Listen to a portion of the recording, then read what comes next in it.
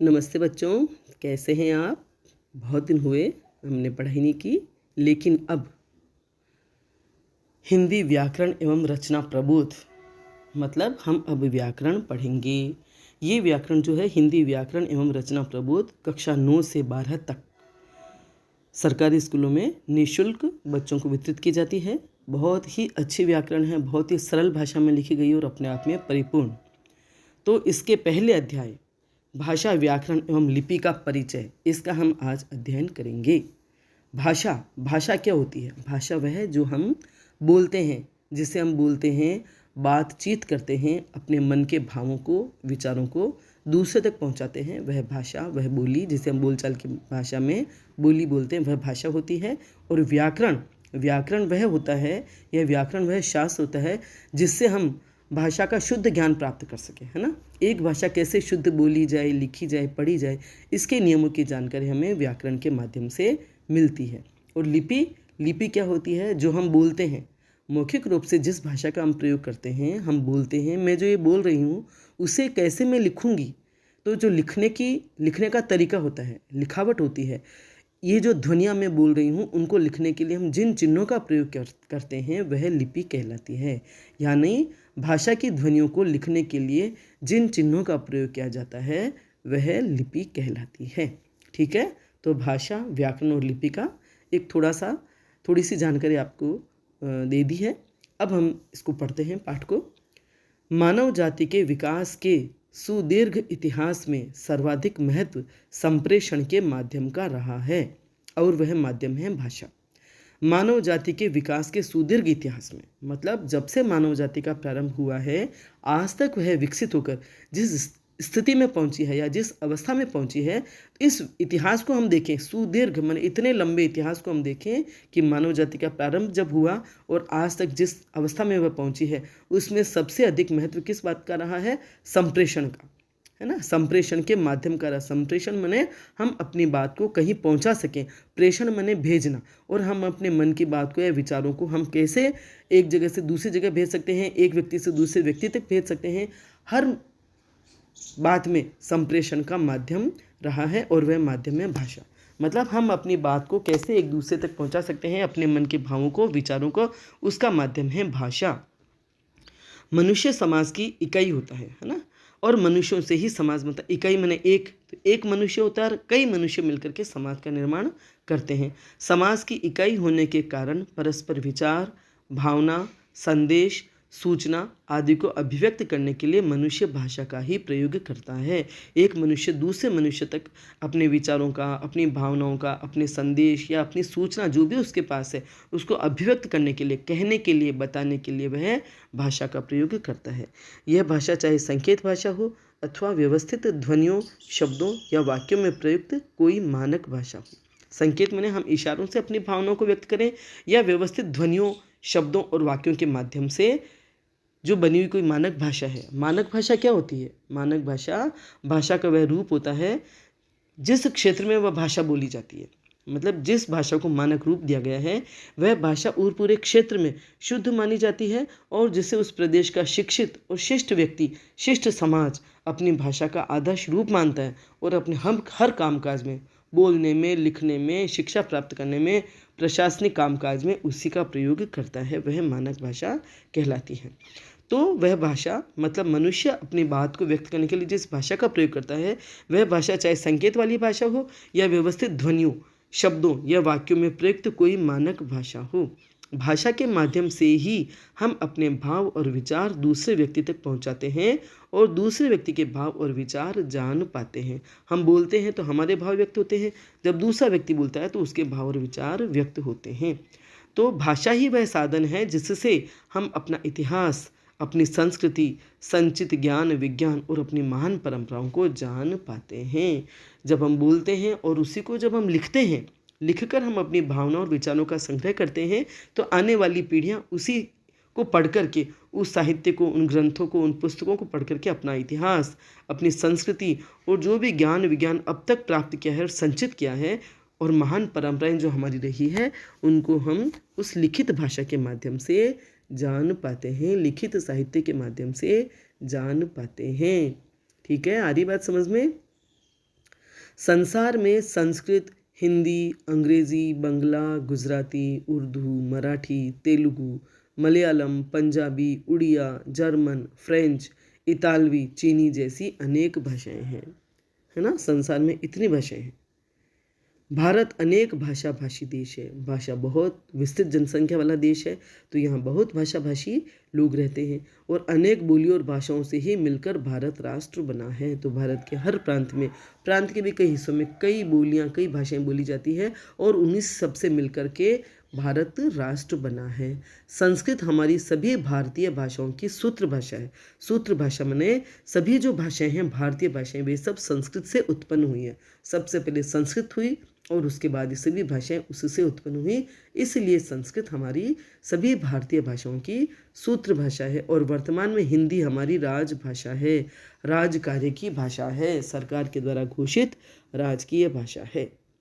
भाषा के दो प्रकार होते हैं, पहला मौखिक और दूसरा लिखित।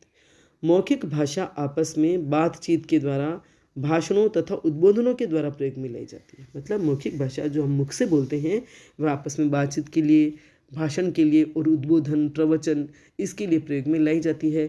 और लिखित भाषा लिपि के माध्यम से लिखकर प्रयोग में लाई जाती है। और वही मौखिक भाषा जब हम लिखते हैं, जिन ध्वनियों को हम बोलते हैं उन्हीं को हम लिखने के लिए जिन चिन्हों के रूप में उसे स्वीकार करते हैं, जिन चिन्हों के रूप में लिखते हैं, वही लिपि होती है। और लिपि के माध्यम से लिखित भाषा प्रयोग में लाई जाती है। यद्यपि भाषा भौतिक जीवन के पदार्थों और मनुष्य के व्यवहार व चिंतन के अभिव्यक्ति के साधन के रूप में विकसित हुई है। यद्यपि भाषा, यद्यपि माने हालांकि भाषा भौतिक जीवन के पदार्थों और मनुष्य के व्यवहार और चिंतन के अभिव्यक्ति, मतलब भौतिक जीवन में जो भी हमें दिखाई देता है उन्हें भी हम भाषा के द्वारा बोल के व्यक्त करते हैं, है ना, उनके बारे में बात करते हैं। मनुष्य का जो आपसे व्यवहार है, जो उसका चिंतन है, उसके रूप में, अभिव्यक्ति के साधन के रूप में यह भाषा विकसित हुई है। जो भाषा आज विकसित हुई है वह इन सबके अभिव्यक्ति के साधन के रूप में विकसित हुई है, लेकिन वह हमेशा एक सी नहीं रहती, अपितु उसमें दूसरी बोलियों, भाषाओं से और संपर्क भाषाओं से शब्दों का आदान प्रदान होता रहता है। मतलब ये जो भाषा हम बोलते हैं उसमें हम जिनसे भी हम बात करते हैं, चाहे हमारे प्रांत के, हमारे देश के या दूसरे देश के लोगों से बातचीत करते हैं, तो उसमें उन संपर्क भाषा मतलब वो एक दूसरे से संपर्क करने के लिए जो भाषा प्रयोग में लाई जाती है, उन सबके शब्दों का आदान प्रदान होता रहता है। इसलिए भाषा एक सी नहीं रहती, बल्कि वह बार बार रूप बदलती रहती है। और ये रूप बदलना ही उसके विकास का क्रम समझ सकते हैं। जीवन के प्रति रागात्मक संबंध भाषा के माध्यम से ही उत्पन्न होता है। कितनी सुंदर बात है कि जीवन के प्रति जो रागात्मक संबंध है, जीवन के प्रति जो रुचि है, प्रेम है, लगाव है, आसक्ति है, वह भाषा के कारण या भाषा के माध्यम से ही उत्पन्न होता है। आप कल्पना कीजिए, हमारे पास जीवन तो है, मतलब हम जीवित तो हैं, लेकिन कोई भाषा, कोई बोली हमारे पास नहीं है। हम किसी से बातचीत नहीं कर पाते या बातचीत नहीं कर सकते, बस एक दूसरे को देख ही पाते और इशारों में अपनी भावनाओं और विचारों को व्यक्त करते। तो जीवन कितना नीरस होता। क्या आप चुप रह सकते हैं, खामोश रह सकते हैं? थोड़ी देर भी नहीं, थोड़ी देर भी हम बोले बिना रहना हमारा असंभव है। तो यह बोली, यह भाषा ही है जो हमें हमारे जीवन से प्रेम करना सिखाती है। हम बोलते हैं, बातचीत करते हैं, इतनी बातें करते हैं, इसीलिए तो हम एक दूसरे से और अपने जीवन से प्रेम कर पाते हैं। और इसी भाषा से जीवन हमारा सरस बनता है। इसलिए कह रहे हैं कि जीवन के प्रति रागात्मक संबंध भाषा के माध्यम से ही उत्पन्न होता है। किसी सभ्य समाज का आधार उसकी विकसित भाषा को ही माना जाता है। समाज कितना सभ्य है, सुसंस्कृत है, व्यवस्थित है, उसका आधार उसकी विकसित भाषा को ही माना जाता है। हिंदी खड़ी बोली ने अपने शब्द भंडार का विकास दूसरी जनपदीय बोलियों, संस्कृत तथा अन्य समकालीन विदेशी भाषाओं के शब्द भंडार के मिश्रण से किया है। तो हिंदी खड़ी बोली जो है उसमें जो उसका शब्द भंडार है, उसमें जनपदों में बोली जाने वाली बोलियां, संस्कृत और अन्य समकालीन उसी समय जो विदेशी भाषाओं के शब्द प्रचलित थे, उनके शब्द आए हमारी हिंदी खड़ी बोली में और उससे उसे शब्द भंडार का विकास हुआ है। किंतु हिंदी के व्याकरण के विविध रूप अपने ही रहे हैं, लेकिन हिंदी ने अपने व्याकरण का रूप नहीं बदला है। हिंदी की व्याकरण नहीं बदली है, हिंदी का शब्द भंडार जरूर बदला है, बड़ा है, विकसित हुआ है, उसमें दूसरी भाषाओं के शब्द भी आए हैं, लेकिन व्याकरण के जो नियम हैं वे सब वही हैं जो शुरू से रहे हैं। हिंदी में अरबी, फारसी, अंग्रेजी आदि विदेशी भाषाओं के शब्द भी प्रयोग के आधार पर और व्यवहार के आधार पर आकर समाहित हो गए हैं। क्योंकि हम जिन जिन से बात करते रहे, जिन जिन जातियों के, देशों के व्यक्तियों से, उनके अपनी भाषाओं के शब्द जो है वे भी प्रयुक्त होने से, वे व्यवहार में आने से हमारी हिंदी में सम्मिलित हो गए हैं, समाहित हो गए हैं। भाषा अस्थायी नहीं होती, उसमें दूसरी भाषा के लोगों के संपर्क में आने से परिवर्तन होते रहते हैं। मतलब ये नहीं कि आज जो भाषा गढ़ी गई है, जो बन गई वही रहेगी, वो कभी बदलेगी नहीं। हम जैसे जैसे लोगों के संपर्क में आते हैं, देशों के संपर्क में आते हैं, विकास होता रहता है, वैसे वैसे हमारी भाषा का भी विकास होता है और भाषा में परिवर्तन होते रहते हैं। भाषा में यह परिवर्तन लेकिन धीरे धीरे होता है और इन परिवर्तनों के कारण नई नई भाषाएं बनती रहती हैं। इसी कारण संस्कृत, पाली, प्राकृत, अपभ्रंश आदि के क्रम में ही आज की हिंदी तथा राजस्थानी, गुजराती, पंजाबी, सिंधी, बंगला, उड़िया, असमिया, मराठी आदि अनेक भाषाओं का विकास हुआ है। समझ में आ रहा है आपको?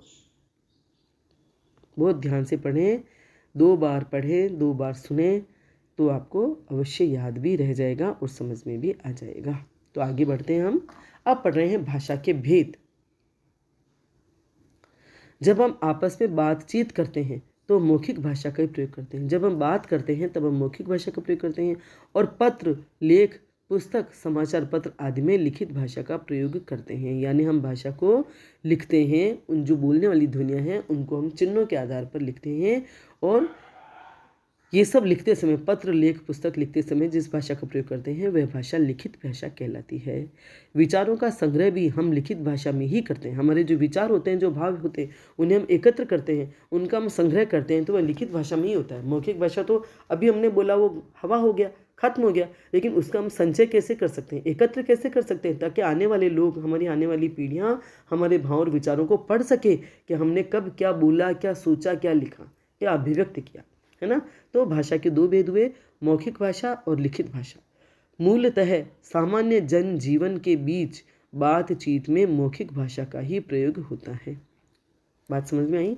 मूलतः माने मूल रूप से, आम तौर पे हम जब आपस में बातचीत करते हैं जन जीवन में, तो उसमें मौखिक भाषा का ही प्रयोग होता है। इसे प्रयत्नपूर्वक सीखने की आवश्यकता नहीं होती, इसे कोशिश करके सीखने की ज़रूरत नहीं होती। कोई बच्चा भी जन्म लेता है, बड़ा होता है थोड़ा थोड़ा, लेकिन उसे लिखना थोड़ा आता है, लेकिन नहीं लिखता, लेकिन बोल तो लेता है, क्योंकि आसपास अपने परिजनों से जो भी वह सुनता है, सुन करके ही सीख जाता है।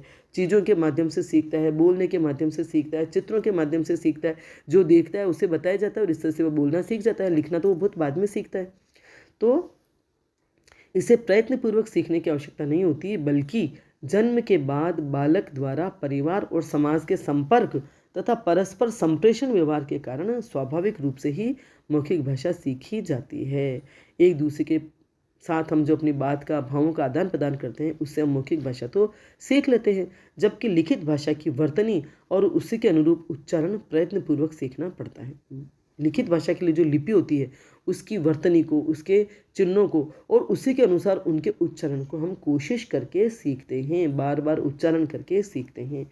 मौखिक भाषा की ध्वनियों के लिए स्वतंत्र लिपि चिन्हों के द्वारा ही भाषा का निर्माण होता है। तो मौखिक भाषा की जो ध्वनियाँ होती है, उन्हें स्वतंत्र लिपि चिन्हों के द्वारा व्यक्त करने से भाषा का निर्माण होता है। मौखिक भाषा का ही लिखित भाषा के रूप में निर्माण होता है, लेकिन वह होता है लिपि की वजह से। आई बात समझ में? अब पढ़ेंगे भाषा और बोली क्या होते हैं। एक सीमित क्षेत्र में बोली जाने वाली भाषा के स्थानीय रूप को बोली कहा जाता है, जिसे उपभाषा भी कहते हैं, है ना।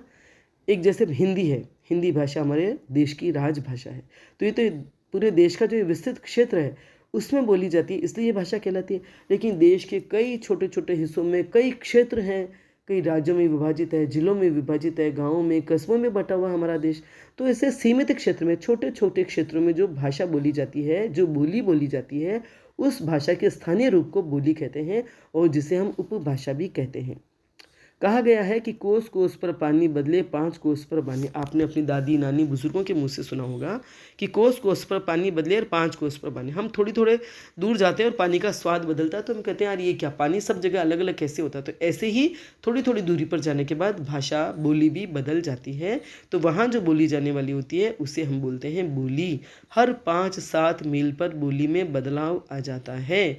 तो भाषा का सीमित, अविकसित और आम बोल चाल वाला रूप बोली कहलाता है। सीमित क्षेत्र में जो बोला जाता है, जिसका रूप अविकसित है और आम बोलचाल का आम लोगों द्वारा आपस में बोली जाने वाली जो ये बोली होती है वह बोली कहलाती है, जिसमें साहित्य की रचना नहीं होती है और जिसका व्याकरण भी नहीं होता है, जिसका शब्दकोश भी नहीं होता। जबकि भाषा विस्तृत क्षेत्र में बोली जाती है, उसका अपना व्याकरण होता है, उसका अपना शब्दकोश होता है और उसमें साहित्य भी लिखा जाता है। किसी बोली का संरक्षण और अन्य कारणों से यदि क्षेत्र विस्तृत होने लगता है, कोई बोली अगर सरकार द्वारा या मतलब सरकार द्वारा उसका संरक्षण किया जाता है और कई कारण होते हैं, वह प्रचलित होती है, सरल होती है, बोलने में सुविधाजनक होती है, समझने में सुविधाजनक होती है, तो उसका क्षेत्र विस्तृत होने लगता है। जैसे वो आज 10 किलोमीटर में बोली जा रही है, बोलते बोलते वो 20 किलोमीटर तक फैलती है। उस किलोमीटर या उस एरिया में रहने वाले लोग जब दूसरी जगहों पे जाते हैं, वो अपनी उस भाषा या बोली का इस्तेमाल करते हैं, तो वह बोली वहाँ पर भी प्रचलित होने लगती है। तो इस तरह से जैसे जैसे उसका क्षेत्र विस्तृत होने लगता है और उसमें साहित्य भी लिखा जाने लगता है, तो वह भाषा बनने लगती है और फिर उसका व्याकरण भी निश्चित होने लगता है। ठीक है, बढ़े आगे, थोड़ा सा और पढ़ लेते हैं हिंदी की बोलियाँ। हिंदी केवल खड़ी बोली का ही विकसित रूप नहीं है, बल्कि जिसमें अन्य बोलियां भी समाहित है। हिंदी मतलब केवल खड़ी बोली जो मानक भाषा है उसका ही विकसित रूप नहीं है, बल्कि इसमें कई बोलियां भी समाहित है जिनमें खड़ी बोली भी शामिल है। हिंदी जो है उसमें खड़ी बोली भी एक बोली के रूप में शामिल है और इसके हिंदी की जो बोलियां उसके निम्न प्रकार है, निम्न स्वरूप है। पूर्वी हिंदी जिसमें अवधी, बघेली और छत्तीसगढ़ी ये बोलियाँ शामिल हैं। पश्चिमी हिंदी उसमें खड़ी बोली, ब्रज, बांगरू, बुंदेली और कन्नौजी शामिल है। हरियाणवी जिसे बांगरू भी कहते हैं। तो हिंदी के जो ये स्वरूप है, पूर्वी हिंदी, पश्चिमी हिंदी, बिहारी, राजस्थानी, पहाड़ी, इसमें ये सब बोलियां शामिल है। बिहारी की प्रमुख बोलियां हैं मगही, मैथिली और भोजपुरी। राजस्थानी की मेवाड़ी, मारवाड़ी, मेवाती तथा हाड़ौती बोलियां शामिल है। कुछ विद्वान मालवी, ढूंढावी तथा बागड़ी को भी राजस्थानी की अलग बोलियाँ मानते हैं। और पहाड़ी की गढ़वाली, कुमाऊनी तथा मंडियाली बोलियाँ हिंदी की बोलियाँ हैं। इन बोलियों के मेल से बनी हिंदी को संविधान सभा ने 14 सितंबर 1949 को भारत की राजभाषा स्वीकार किया। मतलब हिंदी भाषा जो है उसमें सब बोलियां भी सम्मिलित है ना। अलग अलग क्षेत्रों में ये बोलियां बोली जाती है और पूरे देश में हिंदी भाषा इनके सम्मिलित रूप से बनी है। और उसको भाषा को राजभाषा का निर्णय कब लिया गया? 14 सितंबर 1949 को हमारी संविधान सभा ने इसे राजभाषा के रूप में स्वीकार किया और इसीलिए हम हर साल 14 सितंबर को हिंदी दिवस मनाते हैं। ये बात समझ में? विभिन्न बोलियों के मेल से बनी हिंदी की भाषाई विविधता के कारण ही हिंदी के क्षेत्रीय उच्चारण में विविधता पाई जाती है। हिंदी अलग अलग राज्यों में अलग अलग जगहों पे जो बोली जाती है उसके उच्चारण में अलग अलग विविधता पाई जाती है। अलग अलग रूप में हिंदी बोली जाती है। अलग अलग राज्यों में जो बोलते हैं तो उसका लहजा थोड़ा बदल जाता है ना। आप ये देखते होंगे, समझते होंगे, आज इस बात को समझ पा रहे होंगे कि पूरे देश में बोली जाने वाली हिंदी उनके क्षेत्रों की वजह से, हमारी भाषाओं की विविधता की वजह से, बोलियों की विविधताओं की वजह से उसके उच्चारण में थोड़ी विविधता पाई जाती है, विभिन्नता पाई जाती है, यानी अलग अलग रूप में हिंदी बोली जाती है। ठीक है, आज हम इतना ही पढ़ेंगे। आपको अवश्य समझ में आ गया होगा। बहुत अच्छे से अगर समझ में आ गया है तो आप मेरे चैनल को लाइक करें, सब्सक्राइब करें और इस वीडियो को शेयर अवश्य करें। धन्यवाद।